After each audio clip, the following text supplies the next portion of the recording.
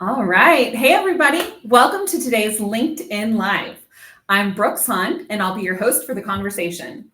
Today, we're diving into the state of wholesale and floor plan lending. The market's evolving quickly, and the lenders leading the way are those willing to think differently.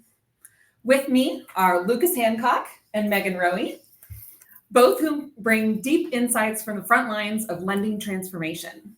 As we go through the discussion, I'll ask you to think about the biggest challenges that your team is facing. Is it operational efficiency, audit complexity, dealer onboarding? Feel free to drop any of these answers into the chat or anything else that's top of mind that you would like for us to address today. We'll have time for Q&A before the session ends, and we'd love to hear what's top of mind for this group. All right, let's get into it. Thanks so much, Brooks. It's no secret that the lending environment is changing. Vehicle inventories are stabilizing. They're still unpredictable in some segments.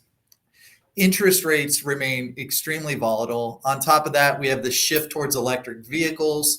We have tightening regulation, and as we all know, that is also extremely unpredictable.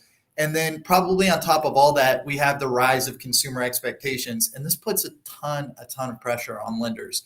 They're expected to do a lot more. They're expected to do it a lot faster, and they're expected to do it without making any mistakes. So in this kind of market, you can't afford to be tied to a rigid process or stuck in a rigid system.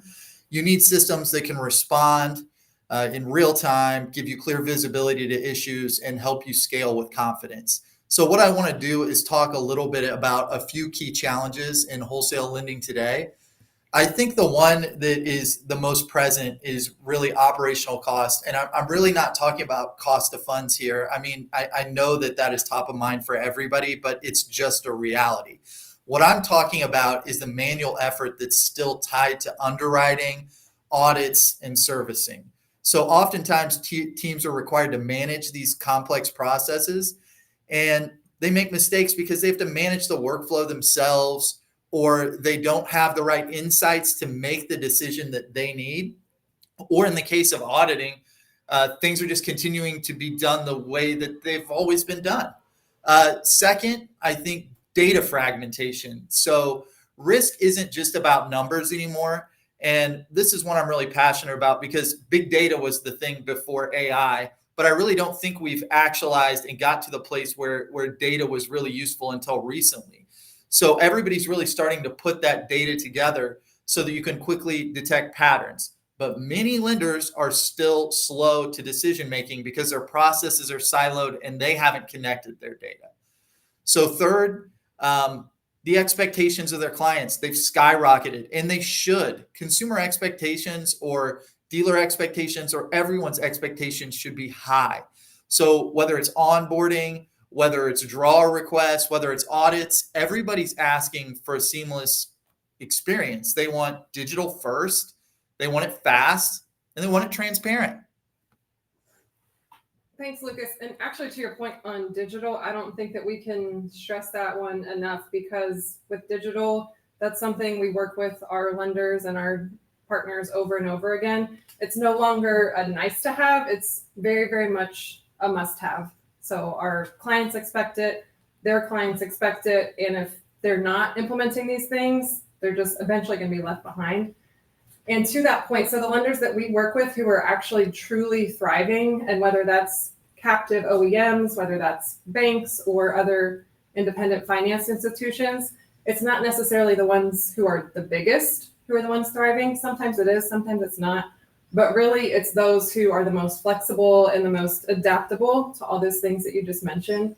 They've moved away from the one size fits all processes, and they've really started building in flexible operations that can shift with the market, because you talked about all the different changes that happen with the market day in, day out. So the ones who can be nimble and the ones who can shift with those changes are the ones that are going to be along for the long haul. So like I said, flexibility, it's no longer just about internal operations. It's really a competitive lever, and it affects how fast you serve and how you manage risk exposure and how you roll out new capabilities. Perfect example of this We have a client who shared with us that they no longer want to compete just on rates and what their product looks like. While all of that's important, they just said, hey, when their dealer partners go to floor vehicles, whether that's cars or equipment or whatever it might be, they're sometimes less concerned about who they're doing it with and more concerned about, hey, what rate can I get and what's going to be the most favorable for me right now? So they'll go with that option. So instead of that client just focusing on their rates and their product, they've said, okay, the operational efficiency for our dealers and for that dealer experience is really what's the most important to them. So that's the main thing that they're focusing on, so that dealers choose them each and every time based on that frictionless dealer experience and not just the product itself. One other example there. So we've got a mid-sized independent lender client, and they moved away from physical audits. They were doing only physical audits, just like a lot of people when we first start to talk to them before they've met us, physical audits only.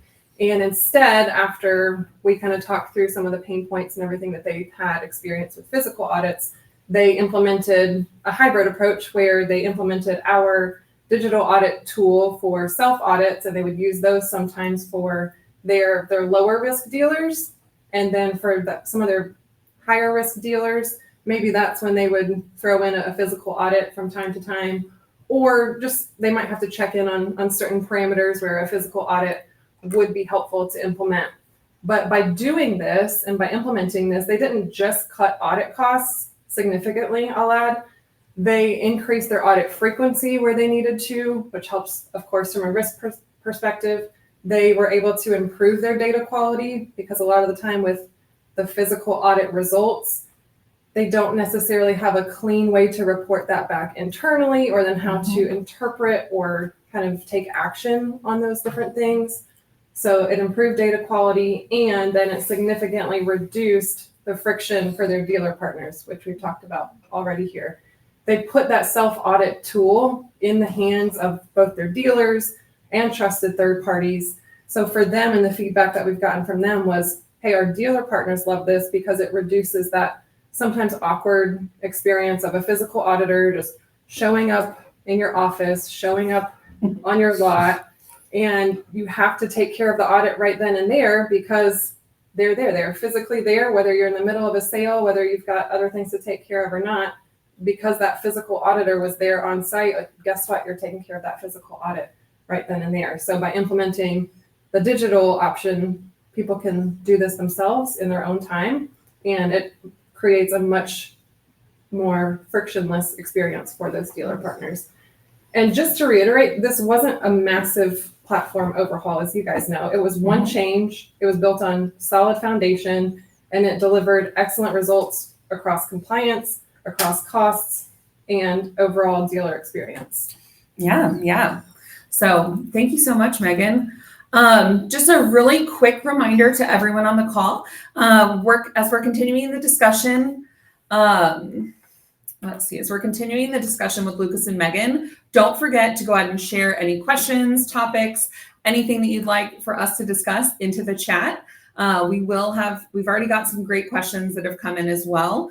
But yeah, just make sure you're popping those in, and we will make sure to address them at the end of the discussion.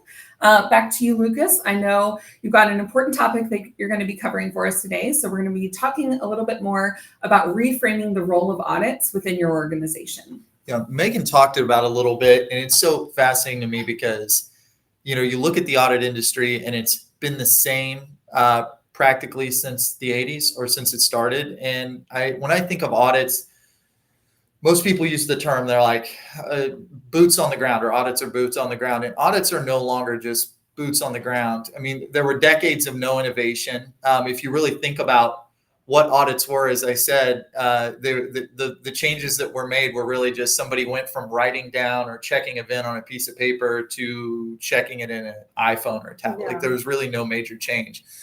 But audit change is moving much more quickly, as you mentioned with the client earlier. The introduction of digital audits, it's brought a lot more flexibility to the process. So as you mentioned earlier, we have the ability to do all digital, where you could take a whole platform and you could say, hey, I want to throw all of my clients in a digital environment where they're doing their own audits. And as you mentioned earlier, the benefits of that are the flexibility, the client experience, which a lot of people think it's the opposite, right? They say my clients wouldn't want to do their own audits. But the reality is when you put it in their hands, it's pretty powerful because they're no longer beholden to somebody coming out and interrupting their day. So there's the full hybrid version or the full digital version. Sorry. There's the hybrid version, which is where you can get the best of both worlds, where you have dealers that are doing some dealer self-audit, clients doing some self-audit, and then you have third-party auditors coming in. But the benefit about the tool and where I think all the advancements have come into play is you don't just get the flexibility of putting it in the client's hand, but you're getting the oversight of the audit company you use, because there are a lot of really great things in digital audit tools. So there's geofencing. So now you know that when the audit took place, that the asset is where it was supposed to be. You have accelerometers on the devices themselves. So you're like, okay, are they actually doing the audit? Is the flow of the audit going the way that it should go? You have machine learning that is checking the photos, which I think is really super neat. So it says, okay, I took a picture of this car. It makes sure that they're not taking a photo of a photo. It's doing depth recognition. So it's saying, is that not a computer screen? So it has all of these great analytics that actually surface up to a place, and it changes the role of audits, right? It's no longer just was the asset where it was supposed to be. Now you have a tool that's saying the asset was where it was supposed to be. Your auditor did their job, but then it flags things up for you so you're not searching for them anymore. So the data becomes a lot more powerful. So if you have an auditor out there that's doing something fraudulent, nefarious, or out of character, you're going to know about it in real time. It's not something you have to hear about from your clients. So it's become a really, really powerful tool. And it's really one of the most powerful ways and fastest ways to improve your portfolio performance without adding headcount. Yeah, and I think that you make a great point there too, Lucas. And what I love about the tool that you mentioned too, with the machine learning and the AI, like it's not like people can go to their image library and upload a picture of a vehicle from an audit previously. Like it's a live capture. It knows how quickly you're moving around a lot. So I think that those are all great points. But as far as kind of connecting the dots across your operations, it's something that we've noticed across modern lenders is how connected their teams are becoming. I mean, this is no secret. It's not like your risk team is off in one corner while your servicing is off in another corner. They're definitely very much intertwined day in and day out. And by being able to link the audit data with the servicing systems, and not just the servicing systems, but portfolio management tools and portfolio performance tools, these organizations that we're working with, they're able to make smarter decisions.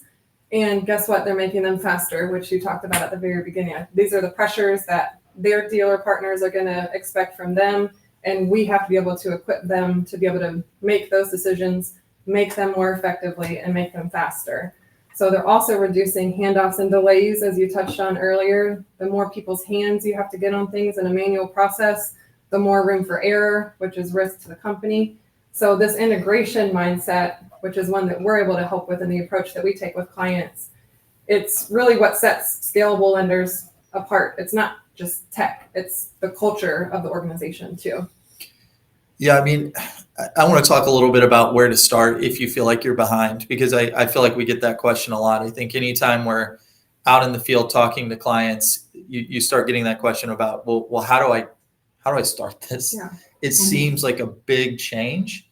But the reality is you're not alone. I think most of our clients and most of the people out in the industry feel like they are, right? They feel like they're kind of on this island.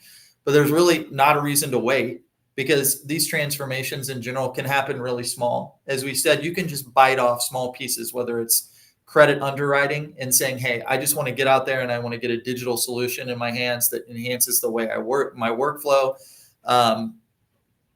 flows and how people interact with it.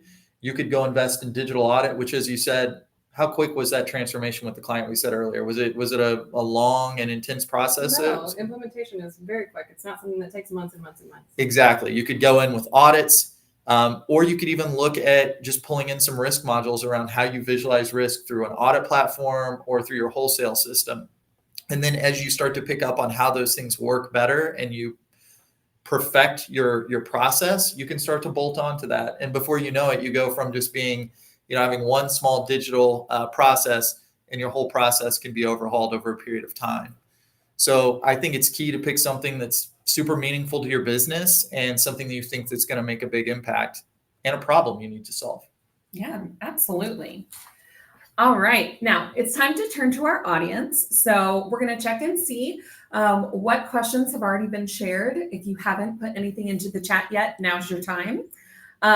So Lucas, if you can pull that up. Let's see here. Okay, let's dive in with one of the first that we received.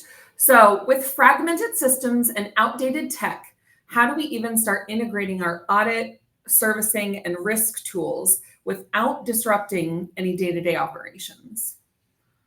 Yeah, I mean, I think as Megan said, you start small, right? I don't think you go out and you go, I'm going to replace my auditing, servicing, and risk platforms all at the same time. You take it in bites. And with our audit platforms, or with most of the platforms out there, the good thing is they're already out there, and they integrate with many different tools. They integrate directly with our servicing platform today. So if you're using Wholesale, for instance, it integrates directly with digital audit. So if you chose to move into that audit space, it isn't a big overhaul. The other thing that's great about the digital audit solutions is they integrate with other third-party audit companies. So if you're using partial digital and you're using a third-party company or third-party audit company out there, most of those companies, if not all of them, already have integrations directly into digital audit. Mm-hmm. And then on the risk side, again, I think it's something where you start small. So you may just start with visualization tools, not go all in on workflows and alerts and things like that, and start to figure out what it is you really want to do and take it one bite at a time. Yeah, absolutely. Thanks, Lucas. While we're checking to see any other questions, I'm going to quickly jump into one that we received ahead of the call. So one question that we got was, what is the first step that I would take if I'm looking to move away from manual audits, but I don't have a huge tech budget? I think that's definitely something our clients are bringing up and questioning. Yeah, I think that's what's so cool about the solution is we just talked about how easily it integrates with all the other solutions. But I think the thing that we really didn't talk about in there is how cost effective the solution is. And so if you're talking about not having a huge tech budget, I actually think digital is for you. Yeah. Because it allows you a lot more flexibility over your operational costs. So what I would say is you start small, you go out, you invest in a platform or you invest in a digital audit tool, and you start using it on a few of your clients. You perfect your process. Low cost. You're really only using, or you're only paying for the rooftop. Yeah. So if you're starting with a few small dealers, you start there, you perfect your process, and then you roll it out over time and start to build. And as you build digital, your physical costs are going to start to reduce. So you figure out what that break-even point is for you. You might be a full digital solution, which is going to reduce your cost dramatically, or you might find that good even part where you say, hey, I just want to reduce my physical cost by half and supplement with digital. Yeah, I think we get that question a lot too. And what we always remind people is this isn't an all or nothing kind of thing. You can roll it out to a few dealers at a time. You don't have to roll it out to your entire network. So I think that's been really powerful when clients are trying to swallow something new and take on a whole new project, that it's a lot easier of a pill to swallow from that perspective. Absolutely. Absolutely. Another question that we received too, this is absolutely great. So when you're working through this, how do you convince internal operational stakeholders that the audit transformation is worth the effort? Yeah, I can take that one. So I think the theme that usually is pretty well received internally with all stakeholders is significant cost reduction. We have a client who we're talking to now, and when they implement an approach like this, we're talking, upwards of almost 90% cost savings to the current physical audit only approach that they have now. 90%. They're going to save almost 90% by implementing a digital audit approach. So I think that in and of itself probably gets the attention of plenty of the stakeholders, especially when we're always looking to cut costs. Number two, I would say, is operational efficiency. There's so many times where you have your high value human capital working on very manual processes, and I think the more hands that have to touch something, sometimes that just leaves more room for error. And then same with kind of thinking about this from the physical auditor approach. If you've got to get a physical auditor out to, I mean, you know this, Lucas, we need to get physical auditors out to remote locations. Good luck. That's expensive to send one physical auditor out to a very remote location to a potential small dealer to get their hands on a couple cars. I mean, that's, or if you're using a third party, there. it can get really frustrating because they can't hire somebody. So you have a vacancy and you can utilize it to flex there as well. Yeah. So you might not be able to get the people there. There might be turnover with your third party physical auditors, so they can't even get somebody there in a reasonable amount of time. So I think this all kind of ties into that operational efficiency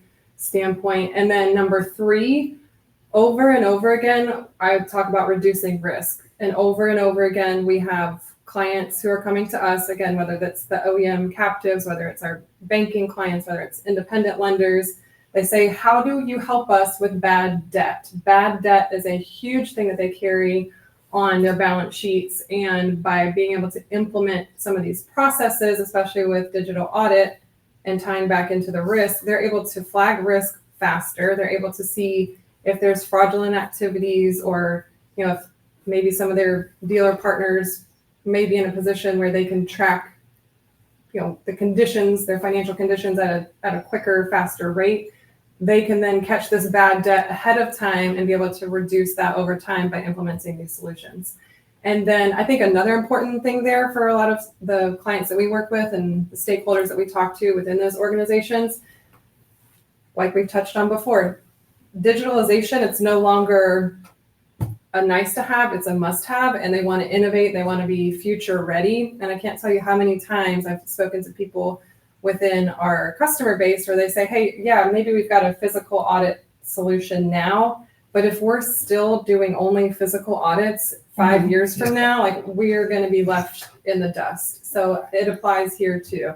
And I think that's really the 4 main things that I see when it comes to stakeholders. Yeah. Thanks, Megan. And as she just talked through all of those items too, I think I would encourage any of you that are looking to do this, reach out to us. We're happy to help you build the business case internally to talk through each of those items, how those impact your organization best. And we can absolutely help guide you through the process to make sure if this is something we want to move forward with, that we can help you best position it internally.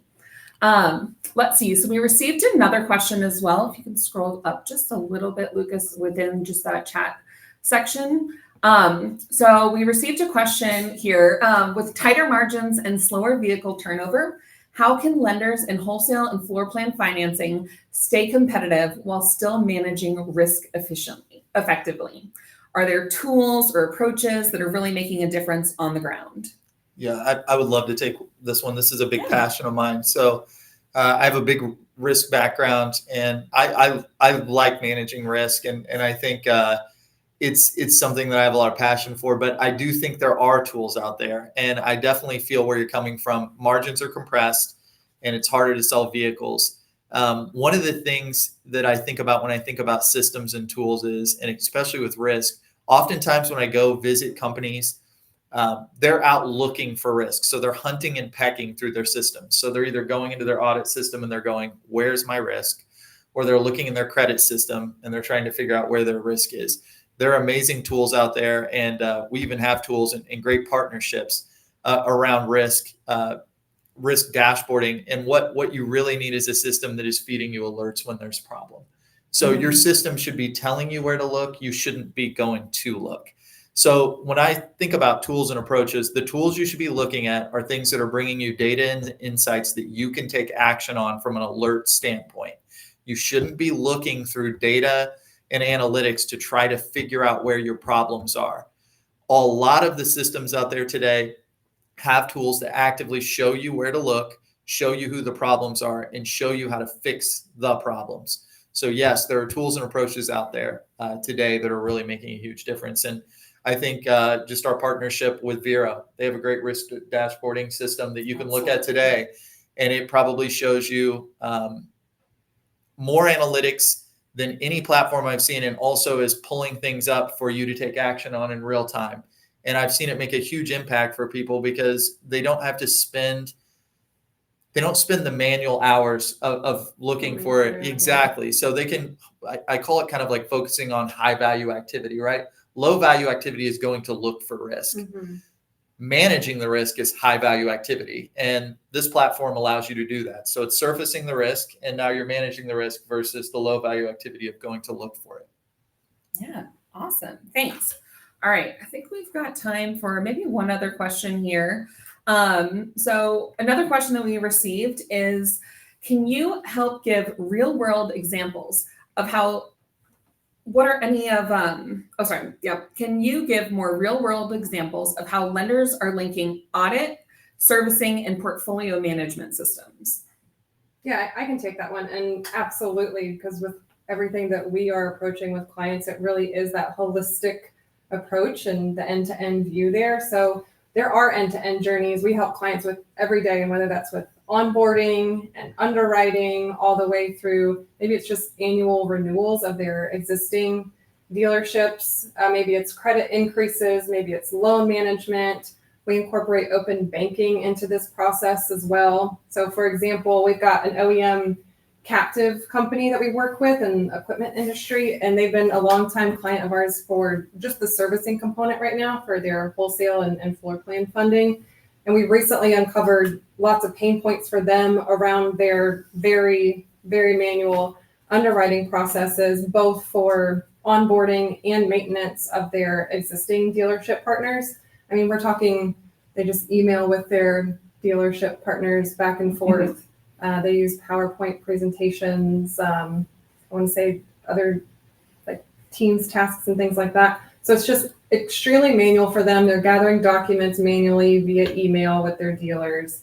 There's only a certain level of approval that this particular business unit can even provide. Then it's got to go higher up from there. And again, just sending along email attachments and PowerPoints and lots of people's kind of hands in there. So with what we are able to implement from a portfolio management standpoint, by utilizing open banking, then they have a proactive view of their dealerships and their bank statements without having to request this information. There's just a live link so that they're able to be proactive with that information. And it's not just about flagging risk all the time. Sometimes it's about rewarding them too. Like, oh, you're in great financial condition. Your past audits have gone perfectly well. Maybe we go ahead and extend an additional line of credit proactively. Is that something you'd be interested in?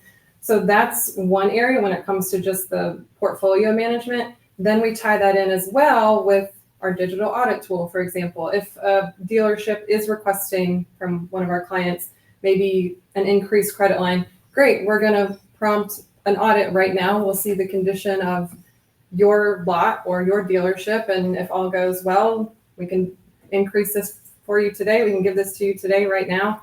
And all of that then feeds directly into the loan servicing system that we're able to provide for them as well. So we've got the dashboards to bring it all together. We have the open banking that can give them better visibility into these things. We have the digital audit feedback that comes into all of this as well that provides the analytics. To Lucas's point, it raises these alerts so that you don't have to go do these tasks. It's doing it for you. And then your team is able to focus on the much more value providing activities. So I hope that answers the question. Yeah, great job, Megan. All right, I'm going to finish this up here. Yeah, so I guess if I had to simplify it or kind of distill it all down, I'd say this, like the change of pace, guess what? It's not slowing down, but you don't need to do everything all at once. Everything can't be tied for first place. So I would say focus on flexibility, look for smarter ways to gain control, and use data to see what's working. And don't underestimate how small changes can actually add up to huge outcomes, because we're seeing it in the field every day. Yeah, awesome. Thanks, Megan. Thanks, Lucas. Thank you, everyone, for joining us today. We really appreciate it. We hope this conversation has given you some new ideas and clarity on how best to move forward. So if you have anything, or if we didn't get a chance to get to your questions during the session, we'll make sure that we do a follow-up for you too. Please make sure to keep an eye out, because we'll be sharing some more stories and tools in the weeks ahead. Again, if you want to dive deeper into anything, you can also reach out to any of us directly. We're happy to set up a conversation. Follow SPS for more events like this. Take care, everybody, and we will talk to you again soon. Bye.